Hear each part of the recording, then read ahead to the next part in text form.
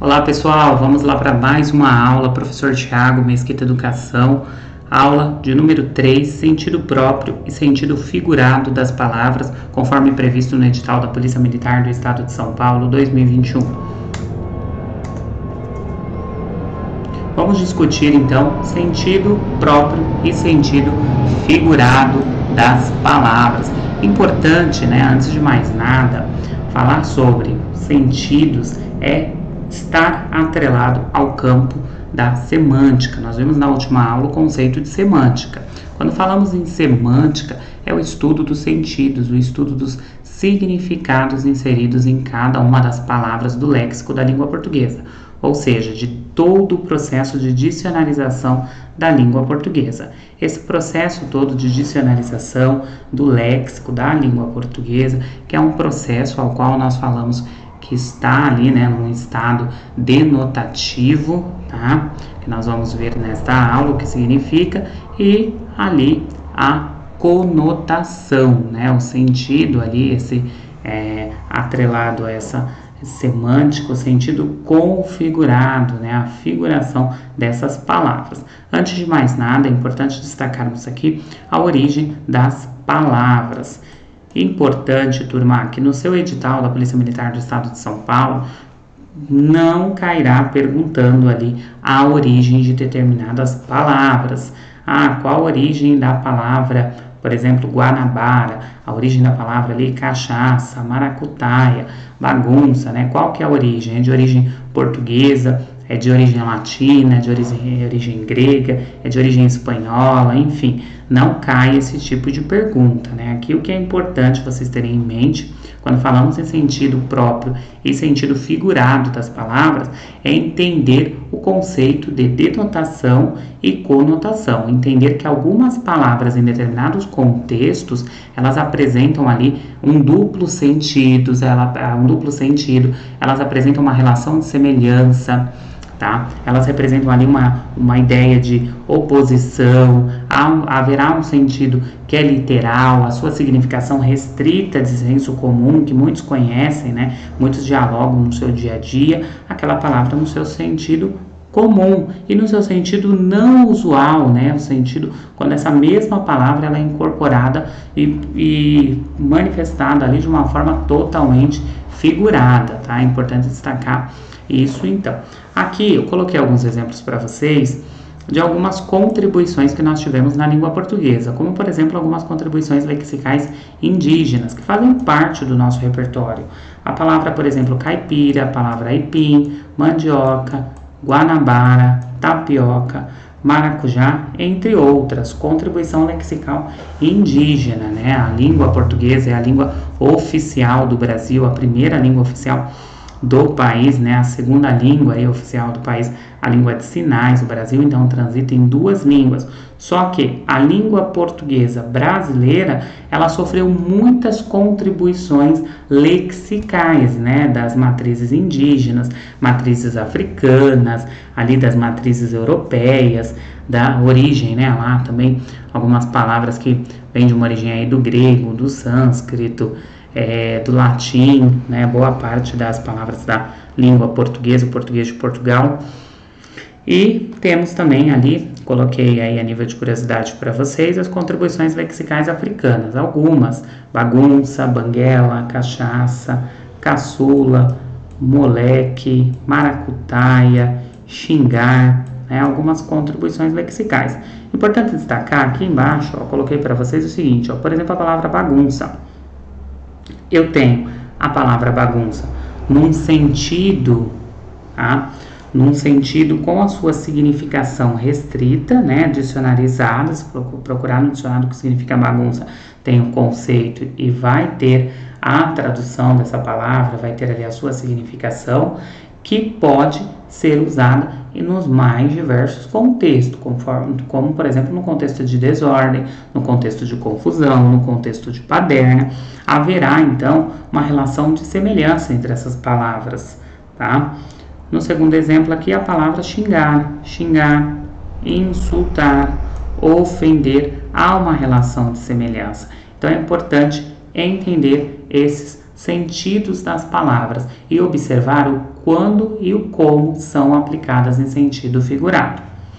Neste primeiro momento, discutiremos aqui o conceito de denotação, né? O que é denotação, professor?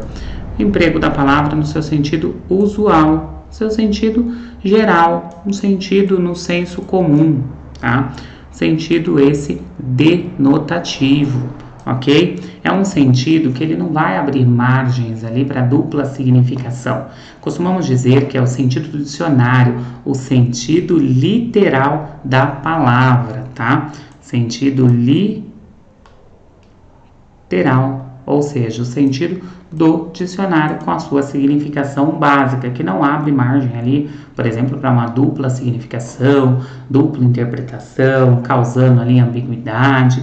Opa, é o sentido usual. Como, por exemplo, todas as palavras aqui na sentença A, na sentença B, na sentença C. Ó, observem, os franceses escolhem hoje um novo presidente. A indústria é responsável pela maioria das diferentes substâncias poluentes encontradas na água.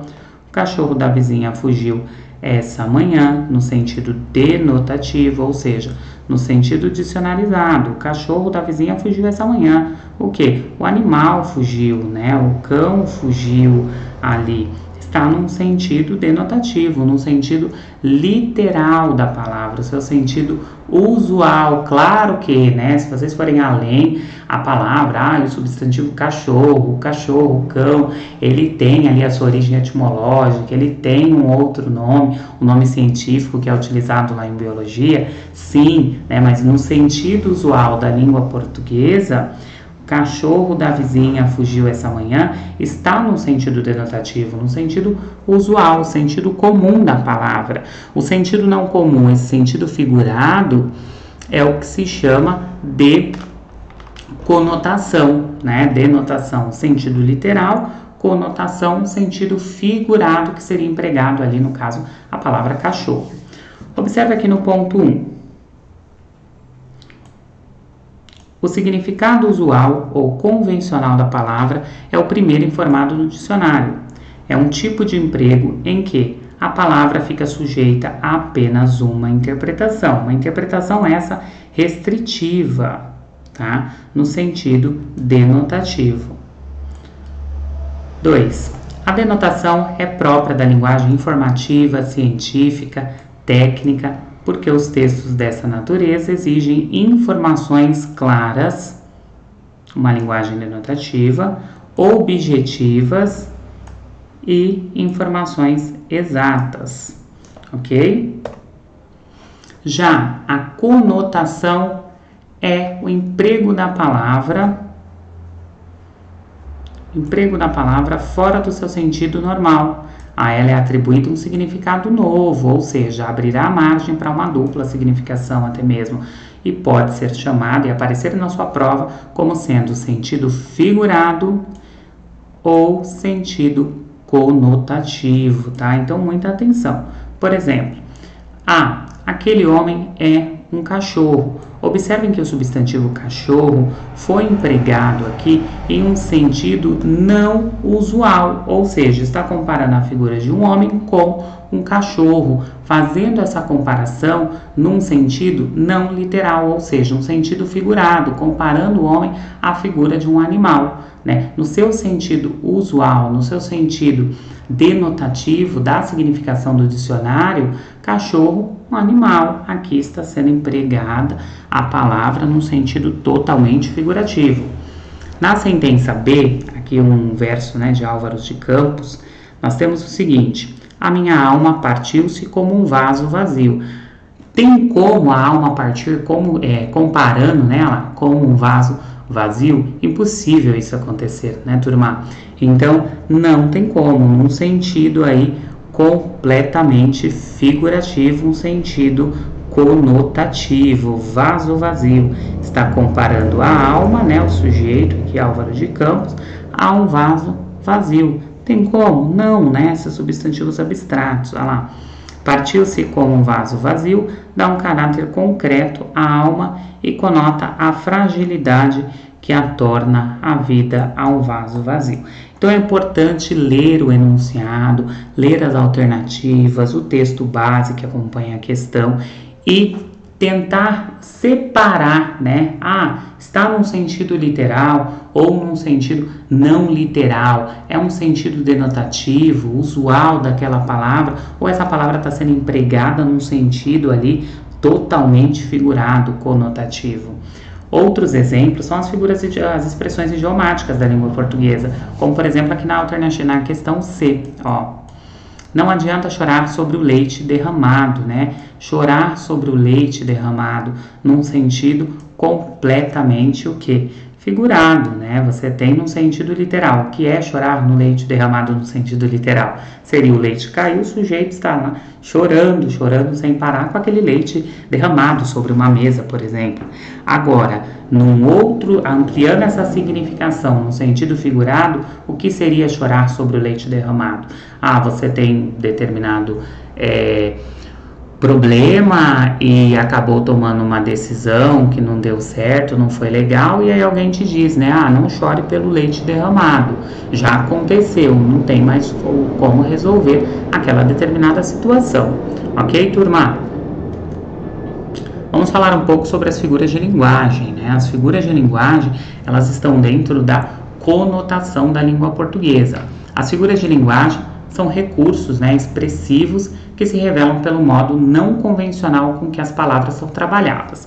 Muito cuidado, que boa parte dessas bancas examinadoras, elas gostam de pedir o conceito de metáfora, elas colocam todas as figuras de linguagem sendo metáforas, mas há toda uma classificação de cada uma das figuras de linguagem, mas num conceito geral, elas colocam ali o conceito de metáfora, né? Aparece assim, identifique a metáfora no texto. Está pedindo para vocês identificarem ali a palavra figurada, né? Que está sendo empregada no sentido figurado. Metáfora, ou seja, o emprego de palavras em sentido não comum ali, tá? A não ser que vocês façam aí uma prova para professor de língua portuguesa, algum concurso específico, aí sim vai cair detalhadamente ali todas as figuras de linguagem.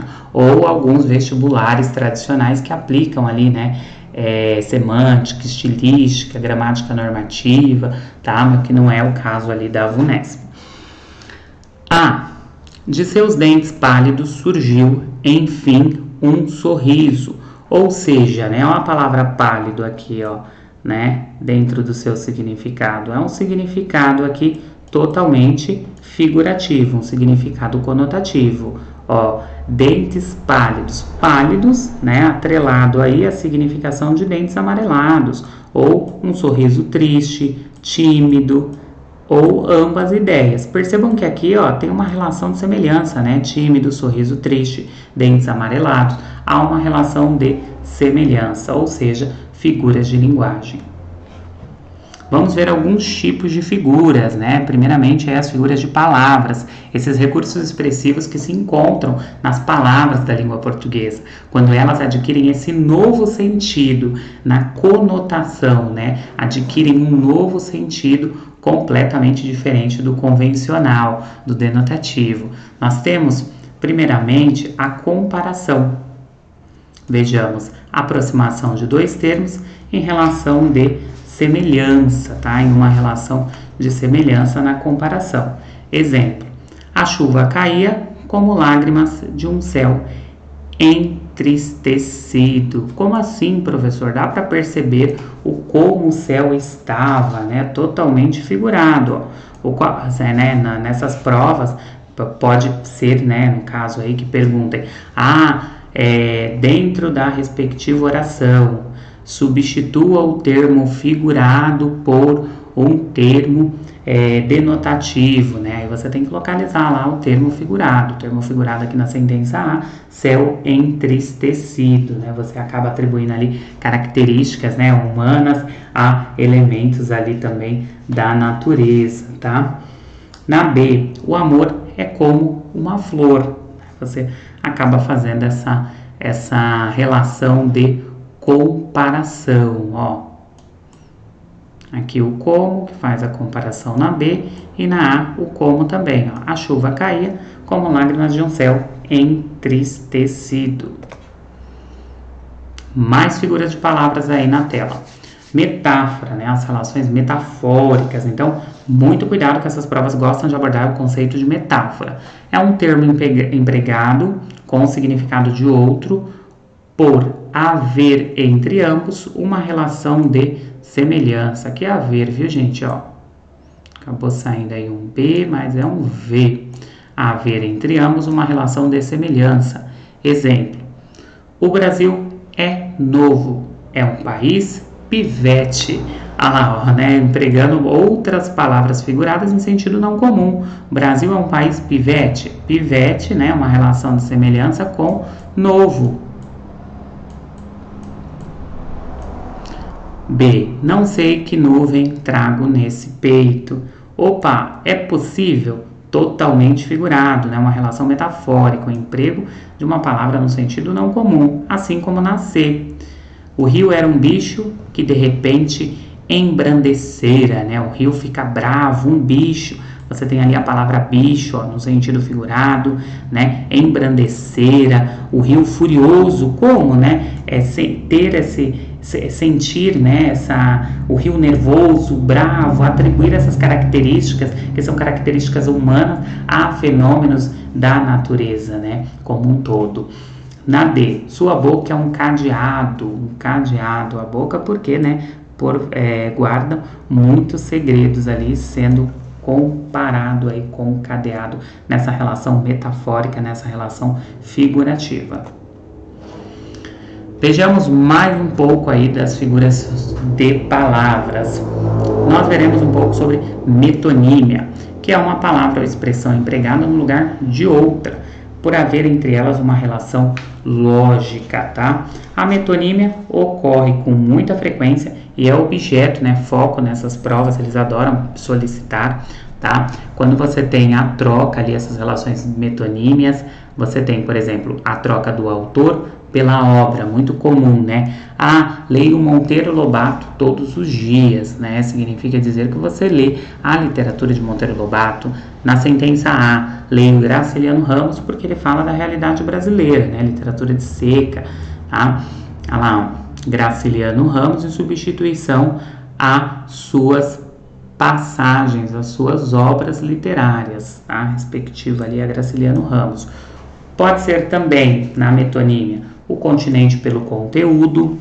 A fome era tamanha que as crianças comeram uma panela de arroz. Num sentido literal, dá para comer a panela? Não, você come o alimento, né? Comeram o alimento, o arroz, não a panela em si, tá? 3. O efeito pela causa. Com muito suor, o operário construiu a casa. Com muito suor, foi com o suor no sentido literal? Não, não foi com o suor ali, ele trabalhando de sol a sol. Ele construiu com muito trabalho, então a palavra suor empregada nesse sentido figurado. Vejamos agora a catacrese, tá? A catacrese aí é uma, não vi, viu pessoal, nas questões da VUNESP, mas é bom, né, conhecermos um pouco dessas figuras de palavras.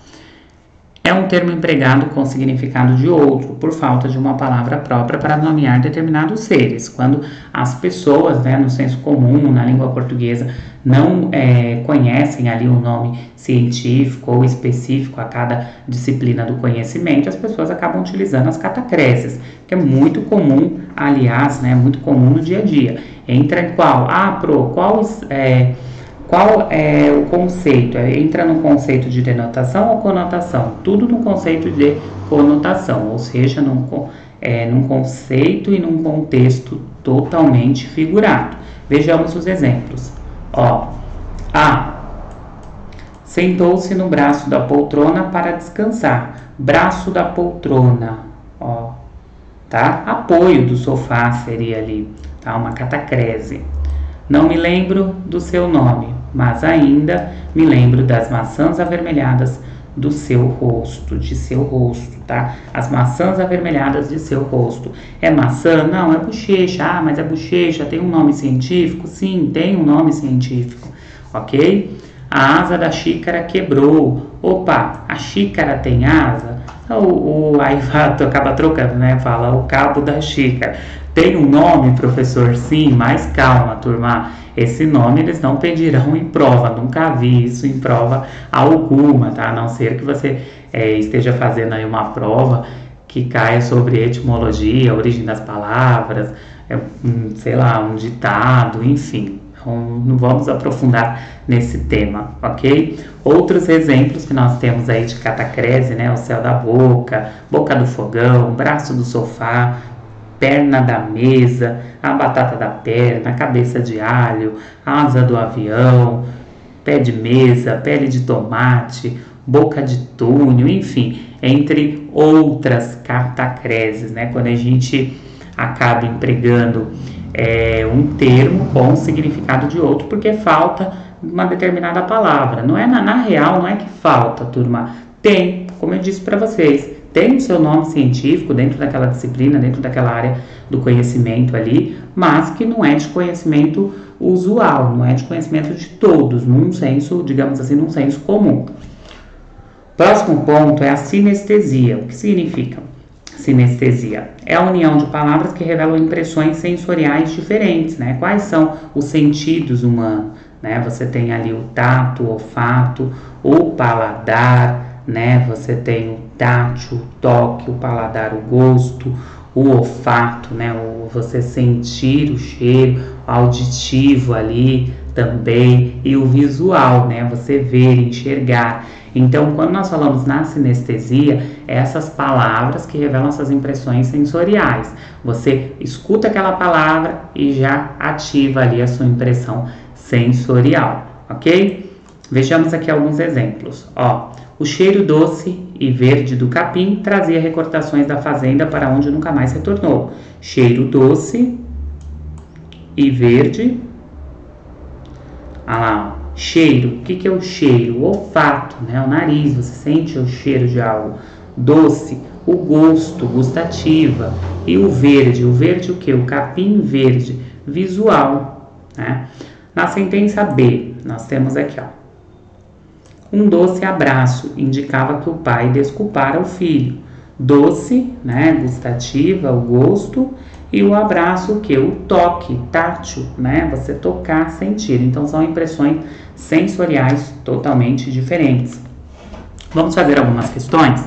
Vejamos, questões da VUNESP. Vamos lá, dá um pause aí no seu vídeo no YouTube, para tudo aí e leia a questão com calma e vamos resolver.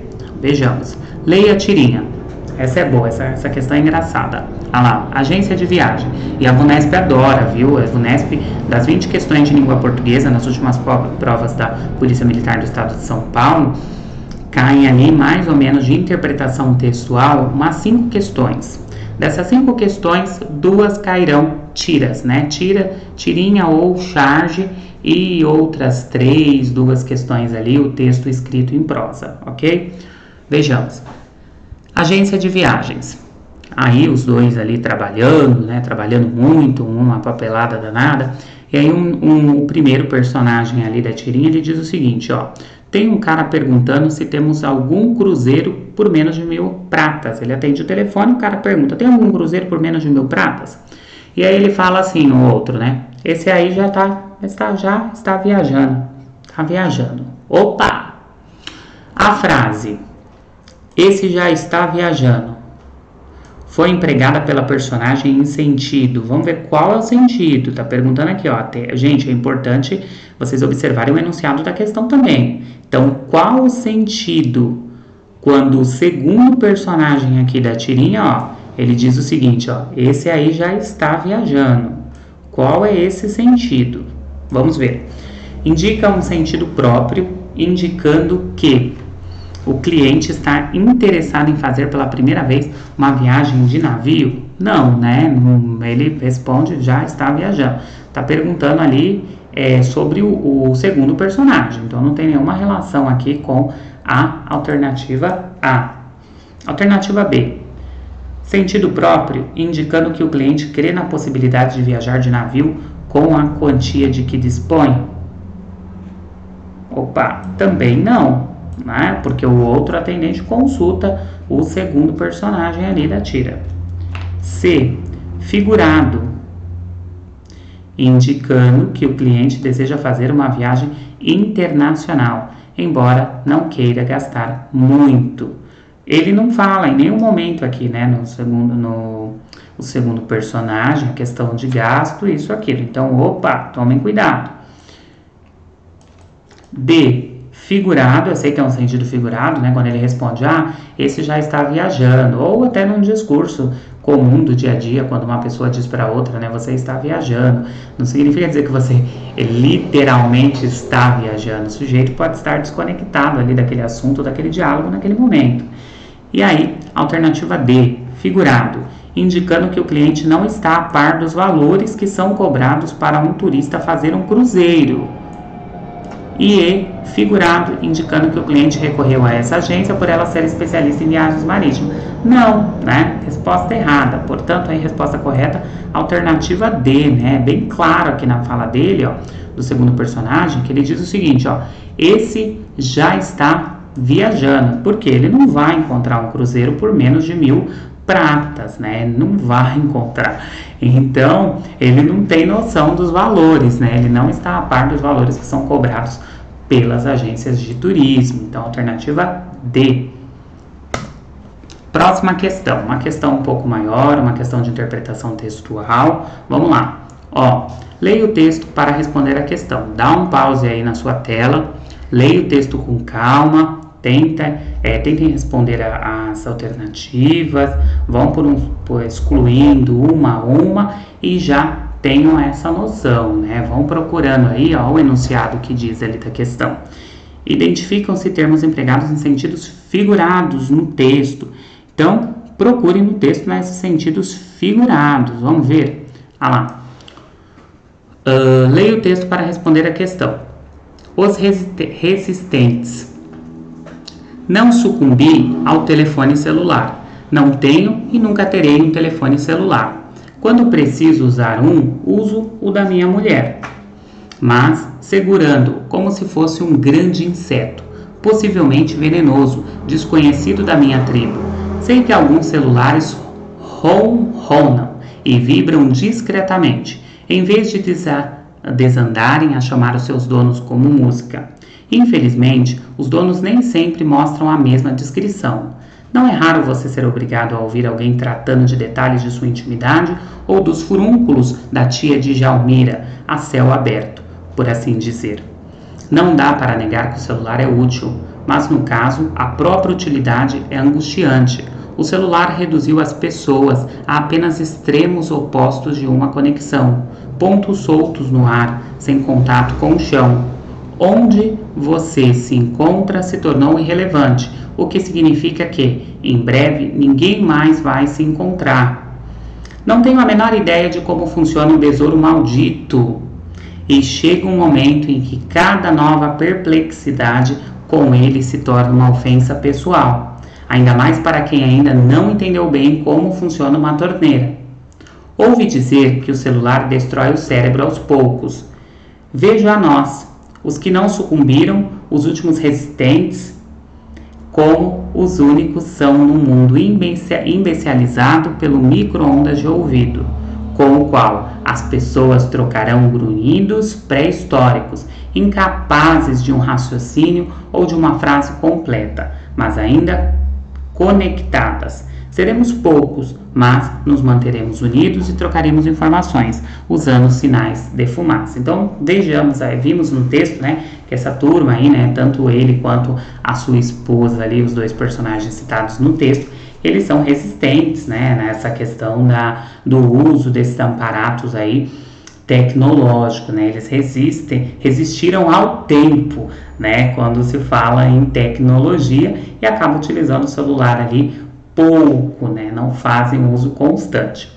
Identificam-se termos empregados em sentido figurativo no trecho. A. Quando preciso usar uso da minha mulher, apresenta figuração neste trecho? Não, né? Quando preciso usar uso da minha mulher. Ok. Mulher, esposa, uma relação de semelhança. B. Infelizmente, os donos nem sempre mostram a mesma descrição. Ok, não tem nenhum problema, né? C. Não tenho a menor ideia de como funciona o besouro maldito. Opa, aqui ó, besouro maldito. O que é o besouro maldito que ele coloca no texto? Ele coloca como sendo o besouro maldito, aqui ó. Não tenho a menor ideia de como funciona o besouro maldito. Logo ali, né, no quarto parágrafo. Não tenho a menor ideia, aqui no parágrafo 4º, de como funciona o besouro maldito. O que seria esse besouro maldito? Celular. Alternativa correta, portanto, C. A, D e E não são, né? Ainda mais para quem ainda não entendeu bem como funciona uma torneira. Ok, né? Denotação, não tem nada de figuração. Seremos poucos, mas nos manteremos unidos e trocaremos informações.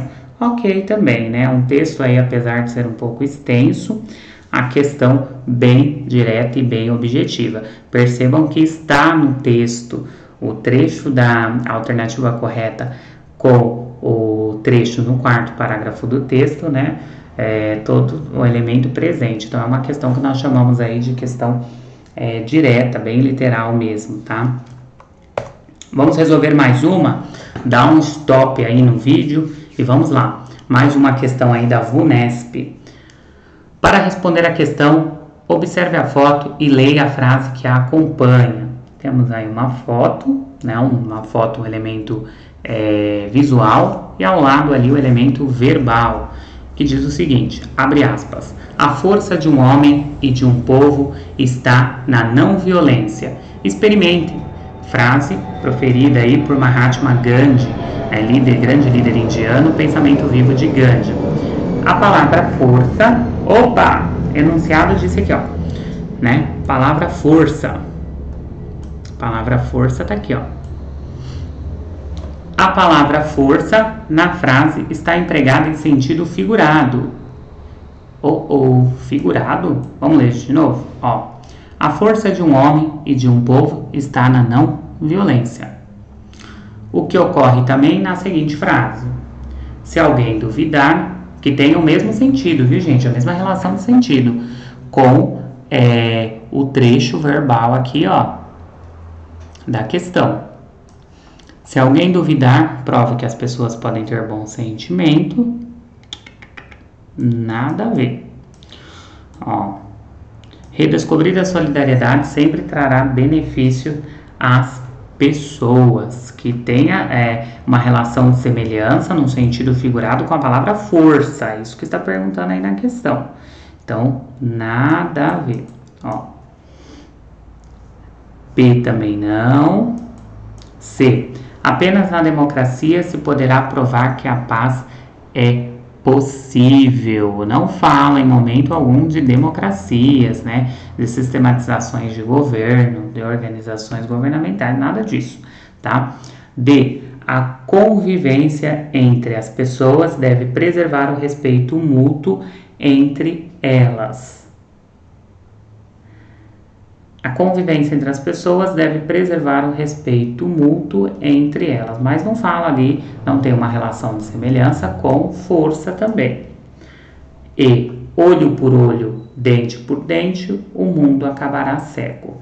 Então, a força de um homem e de um povo está na não violência. Porque se tiver violência e força, no sentido figurado, haverá o seguinte, o que ocorrerá, olho por olho, se tudo for olho por olho, dente por dente, o mundo acabará cego, né? Uma nação aí com diversos justiceiros.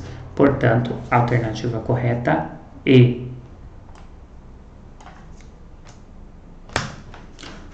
Ok, pessoal? Muito obrigado pela participação de todos. Fiquem ligados em nosso